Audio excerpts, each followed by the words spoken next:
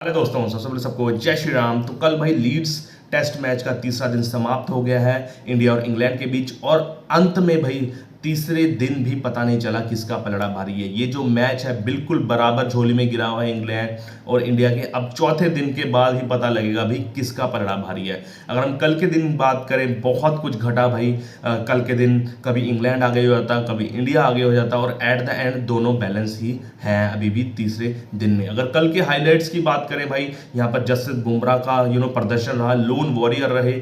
एक बार और पंजा निकाला उन्होंने, 5 विकेट लिए। 12वां उनका फाइफर था, लेजेंडरी जो है कपिल देव की बराबरी करी। फिर हैरी ब्रूक के हमें आक्रामक बैटिंग देखने को मिली। 99 रन पर आउट हुए वो, 1 रन बस शॉर्ट रह गया अपने 100 से, लेकिन भाई 3 बार उसको चांस भी मिले। फिर पुअर बॉलिंग परफॉर्मेंस भाई इंडिया की सिवाय, जसप्रीत बुमराह के सिवाय चाहे आप मोहम्मद सिराज, शार्दुल लगा लो, चाहे प्रसिद्ध कृष्णा लगा लो, और ये दर्शाया कि हम भाई टैलेंडर्स को आउट नहीं कर पाते और कितनी पिटाई गई टैलेंडर्स ने, वो भी आपको इस वीडियो में बताएंगे। तो अब बताते हैं पूरा अच्छी तरीके से संक्षिप्त review.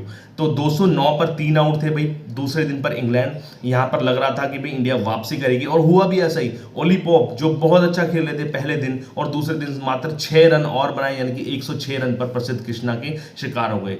Outside the off stump ball आई 5वें 6ठे स्टंप पर, लूज शॉट, वहां पर वो 106 पर आउट हो गए। फिर बेन स्टोक्स और हैरी ब्रूक आए, लेकिन हैरी ब्रूक को बहुत चांस मिले भाई। यहाँ पर रविंद्र जडेजा ने बहुत अच्छी बॉल घुमाई, लेकिन वहां पर कीपर जो है थोड़ा सा ऊपर रह गई और 47 रन पर यहाँ पर बहुमूल्य कैच छोड़ दिया। चलो ये कैच छोड़ दिया, और भी आगे बताएंगे कितने कितने कैच छोड़े, ठीक है ना। तो उसके बाद बेन स्टोक के बाद साथ थोड़ी बहुत अच्छी 30-40 रन की पार्टनरशिप करी। हालांकि बेन स्टोक्स भी मोहम्मद सिराज का शिकार हो गए 20 रन पर।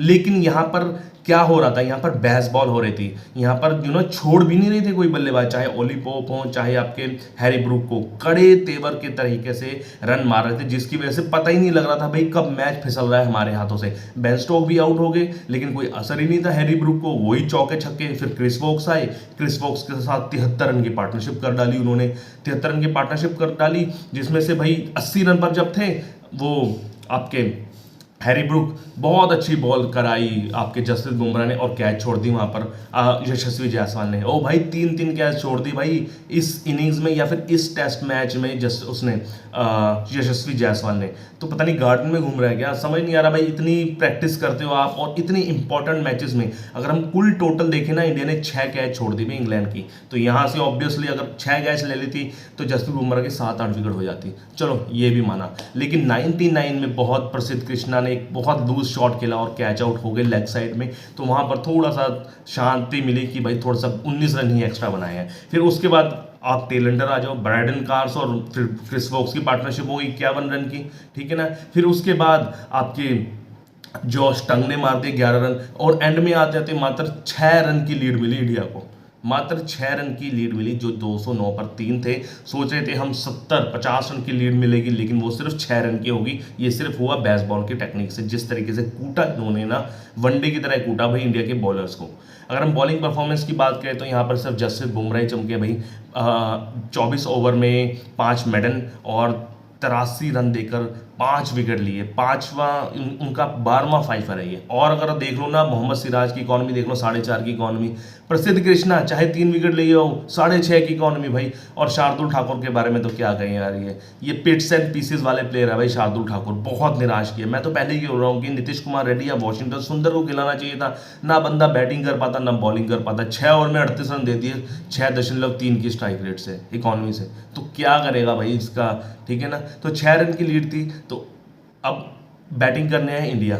अब वहां पर देखो यशस्वी जायसवाल का 3 कैच छोड़ दिए, वही उनका जो दिमाग में घूम रहा था वही उनका यहाँ पर आउटपुट आया। यहाँ पर वो जल्दी आउट हो गए। कितने पे आउट हुए वो, मेरे ख्याल से 4 रन पर वो आउट हो गए चौका मारकर। आउटसाइड द ऑफ स्टंप बहुत अच्छी बॉल निकाली ब्रायडन कार्स ने, आउट स्विंग निकाली और वो आउट हो गए। जब आप 3-3 कैच छोड़ोगे तो उसका इंपैक्ट जो आपके दिमाग में चलता रहेगा, जिसकी वजह से यहाँ पर मात्र 4 रन पर आउट हो गए। लेकिन केएल राहुल और जो थी आपकी साई सुदर्शन की जो पार्टनरशिप थी बहुत बढ़िया हुई दोनों ने।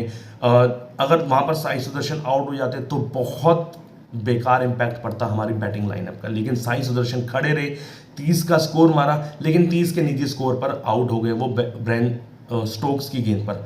और वो गेंद भी इतनी अच्छी नहीं थी, लेकिन फील्ड पोजीशन लेग साइड में ग्लांस किया और वो आउट हो गए। यहाँ पर मैं कहूँगा साई सुदर्शन की ही गलती थी। बॉल ने नहीं आउट कराया बल्कि बैटर्स ने अपने आप को आउट करा दिया। 30 रन पर वो आउट हो गई, लेकिन केएल राहुल की क्लास नहीं रही। जो 42 रन पर छोड़ के गए थे वो उनका गुस्सा जो था ना यहाँ पर झलका। और कल बहुत ही महीन ऐसा लग रहा था मक्खन चल रहा है भाई कढ़ाई में। इतना बढ़िया इनिंग्स खेली ना उन्होंने, इतनी स्मूथ इनिंग्स खेली। 47 रन पर वो नॉट आउट और गिल 6 रन पर नॉट आउट है। अगर टोटल बनाए इंडिया ने 90 रन पर आउट हो गए 2, अभी 6 रन की और लीड, यानी कि प्रैक्टिकल बात करें तो 96 पर 2 आउट हो गए हैं। अब यहाँ से क्या करना पड़ेगा टीम इंडिया को भाई? यहाँ से आप इंग्लैंड को काउंट ऑफ तो कतई नहीं कर सकते। जितना भी टारगेट दो वो बेस बॉल करके चेस करेंगे वो 100%, वो नहीं रुकने वाले भाई। तो आप अगर यहाँ से 250 250 रन और बना देते हो तो 350 और 350 का लक्ष्य दोगे तो ये मुश्किल होगा इस विकेट पर।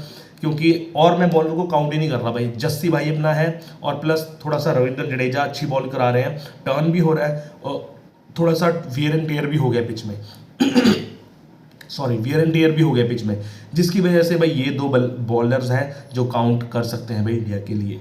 तो अब यहाँ पर क्या करना होगा मैंने आपको बता दिया है। 250 तक अगर बना दे, 250 अगर 300 बना दे फिर तो सोने पे सुहागा हो जाएगा वो। लेकिन यहाँ पर 250 तक बनाने पड़ेंगे ताकि इंग्लैंड को 340 350 का लक्ष्य दे।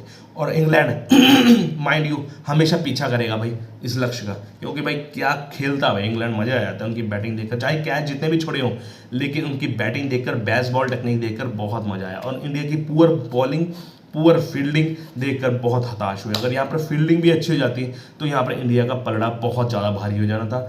जसप्रीत बुमराह 3-4 विकेट और ले जाते हैं तो सिनारियो कुछ चेंज हो जाना था। लेकिन चलो जो होता है वो अच्छे के लिए होता है। अब देखो चौथे दिन क्या होगा, बहुत इंपॉर्टेंट दिन है और आपके लिए ऐसे ही रिव्यू लाते रहेंगे। तब तक के लिए ऐसे ही लाइक शेयर सब्सक्राइब कीजिए मेरी वीडियोस को। तब तक के लिए जय श्री राम, ओके बाय।